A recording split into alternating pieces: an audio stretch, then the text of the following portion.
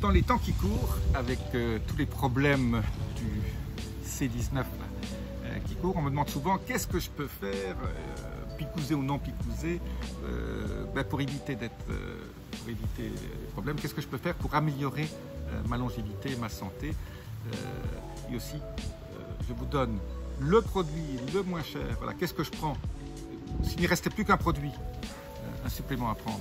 Vous savez que je ne suis pas toujours pour tous les suppléments, mais s'il y avait qu'un supplément à prendre, lequel faut-il prendre pour sa longévité? Je vous donne tout de suite mon secret de mieux garder. On n'a pas encore beaucoup parlé de ça.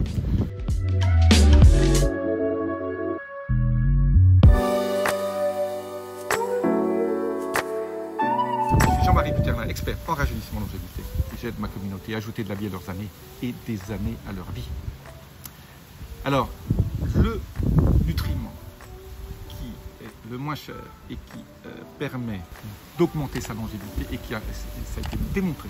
En fait, je reviens un tout petit peu en arrière. Pour démontrer que votre longévité augmente, on fait ce qu'on appelle un test d'âge biologique et on mesure votre horloge biologique. Ça s'appelle l'horloge de Horwath. Steve Horwath a montré en 2012-2013 qu'on pouvait mesurer votre âge biologique par ce qu'on appelle la méthylation de l'ADN. Donc, c'est des radicaux CH3, des radicaux méthyl, qui se placent à certains endroits de votre ADN. Et donc, en mesurant cette méthylation de l'ADN, on arrive à définir votre âge biologique, qui n'a rien à voir avec l'âge de votre passeport. Moi, mon âge biologique est environ 15 ans inférieur à mon âge sur mon passeport. Eh bien, tout ça, je l'ai obtenu par un certain travail. Donc, comme je dis toujours, plus vous avancez en âge, plus l'investissement en temps, en argent est important pour conserver tant sur cette terre encore important. Il y a maintenant des moyens, aujourd'hui, on est en février 2022, il y a des moyens pour que, prenant un certain nombre de suppléments, en faisant un certain nombre de choses, vous puissiez gagner 1 an chaque année. Donc, en gros, vous ne vieillissez plus.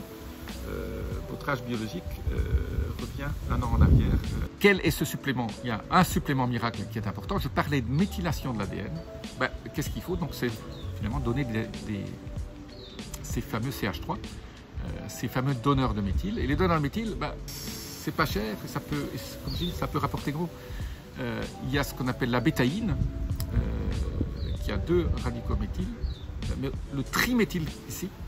Le triméthylglycine, donc c'est une glycine qui a 3 radicaux méthyl. Et donc, bon, c'est vrai que quand on le mange en gélule, il faut en manger pas mal. Il faut prendre une petite cuillerée. Donc, c'est plus vendu en poudre. C'est un peu salé, ça n'a pas bon goût. Donc, mettez-le peut-être dans un peu de jus, mais pas jus sucré, plutôt jus de pamplemousse, quelque ça. Et donc, ça s'appelle TMG, triméthylglycine. Donc, c'est un produit naturel, la glycine. La glycine est un acide aminé. Mais quand il a ces trois radicaux méthyl, ça crée de la méthylation. La méthylation est un des processus biochimiques fondamentaux de votre corps. Et ceux qui ont assez de radicaux méthyl, ceux qui ne les perdent pas, et ceux qui se supplémentent. Alors c'est vrai qu'on peut manger une diète qui est riche en méthyle, mais bon, il faudrait quand même, c'est toujours pareil, à certains moments, quand un aliment est riche en méthyle, il faut en manger des kilos.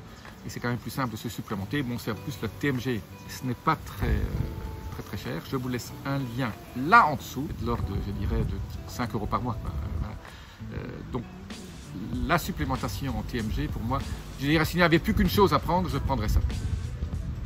Alors, pour se prémunir, alors quand je lis les études scientifiques qui montrent que la prévention à long terme, pour éviter d'attraper toutes les saloperies qui traînent un peu partout, il y a toujours cette fameuse trilogie, je reviens, j'en ai beaucoup parlé déjà il y a 6 mois, 1 an, mais je reviens, c'est des études sortent encore qui montrent que les gens qui ont suffisamment de zinc font très peu de symptômes, les gens qui ont suffisamment de vitamine D3 font très peu de symptômes, et les gens qui priment du glutathion en plus en ont encore moins, et la quercétine. Donc en gros, trilogie plus 1, la trilogie reste d'actualité, quercétine, vitamine D3 et zinc. Zinc, 50 mg par jour. La vitamine D3, il faut vous tester, faire une prise de sang minimum 50 nanogrammes par millilitre, 60, 65, c'est encore mieux. Quercétine, vous prenez la dose prescrite, achetez de la quercétine un peu partout, il y en a partout maintenant. Je vous laisse quand même des liens là en dessous pour celles que moi je prends. J'en prends pas tout le temps, la quercétine j'en prends 1 semaine sur 2. Mais quercétine, c'est ces fameux polyphénols hein, qui sont extraordinairement bons pour la santé. Je ne vais pas dire, c'est fabuleux. Polyphénol, c'est ce qu'on trouve dans la fameuse trilogie de mes fruits, hein, les 3 fruits. Je répète, mûre, framboise contient en plus de l'acide élagique, et myrtille. Voilà, surtout la myrtille c'est absolument génial. Et voilà, si vous n'avez pas envie, achetez-le en saison, sinon achetez-les congelés, faites-vous des smoothies avec un peu de lait d'amande, voilà, pas de lait de vache. Ajoutez un peu de thé matcha, ça c'est absolument génial. Si vous faites un smoothie au thé matcha, là, vous êtes au top. Je parle souvent du thé matcha. Le thé matcha, c'est un de ces trucs qui est une des raisons pour lesquelles beaucoup de Japonais vivent très vieux. C'est un antioxydant par excellence. Et un antioxydant qui fait en sorte quand même que vous ayez quand même de radicaux libres. Hein. Trop d'antioxydants, c'est pas bon. Voilà. Donc ça, c'est une petite parenthèse. Donc, en plus de la quercétine, zinc, des vitamines B3, je conseille le glutathion, surtout le glutathion liposomé, qui a montré des effets sur des adjuvants d'épicouze, qui permet d'éliminer un certain nombre de choses. Donc le glutathion, c'est un des maîtres antioxydants. Je répète toujours, l'antioxydant le meilleur, c'est la mélatonine. Votre corps le fabrique pour aller dormir. Vous pouvez en prendre le soir aussi 1-2 mg si vous avez envie, pour aider à mieux dormir. C'est un super antioxydant, c'est le meilleur. Après, il y a le glutathion. Bon, il y a bien sûr là aussi la SOD, superoxyde dismutase, la catalase. Et aussi un antioxydant sympa, mais il ne faut pas non plus en prendre tout le temps, c'est l'astaxanthine. C'est bon aussi pour la qualité de vos yeux avec la lutéine. Hein, comme vous voulez que vos yeux restent en bonne santé, lutéine, astaxanthine, zéoxanthine. Hein, ça se trouve dans les produits maintenant combinés ensemble pour les yeux. Je vous laisse un lien là en dessous aussi pour... moi j'en prends tout le temps. Donc la lutéine, hein, il faut 20 mg par jour. Et on garde des yeux en bonne santé, absolument. Mais donc, les antioxydants, hein, j'ai fait des vidéos là-dessus, pas les prendre tout le temps. Essayez plutôt aussi de faire des processus hormétiques qui boostent ce qu'on appelle les antioxydants endogènes.